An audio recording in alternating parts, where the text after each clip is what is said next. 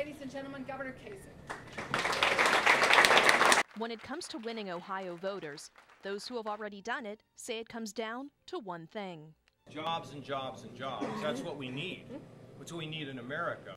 Democratic Ohio Senator Sherrod Brown agrees. I think people are going to look, and they're going to look at the president and see we were losing 800,000 jobs a month 3.5 years ago when he took office. Brown's fellow Ohio Senator, Republican Rob Portman, says the country's economic climate enforces that idea. This economy and our deficit and debt are the real problems facing our country.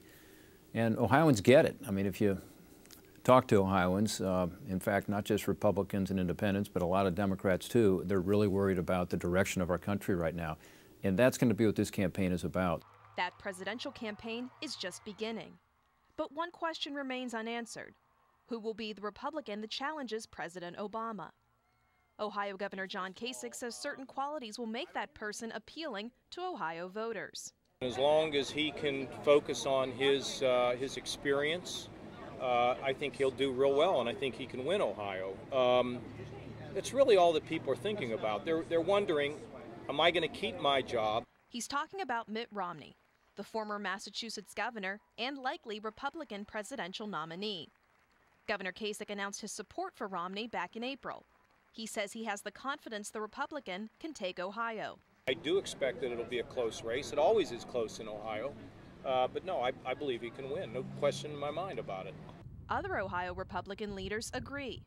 He's got experience in the private sector and as governor and saving the Olympics of doing it. And he's got the policies to do it. You know, he's laying out a pro-growth agenda that people are interested in. But Democrats say Romney and his future running mate may have trouble arguing their stances on big issues. I wouldn't want to be in the position to come to Columbus and Newark and London, Ohio, and Delaware and have to argue those positions that Governor Romney has been so out of touch with the middle class. Former U.S. Representative Patrick Kennedy says Romney's past is an issue too. It's really a two-man race, Mitt Romney against himself, because he's got two different records.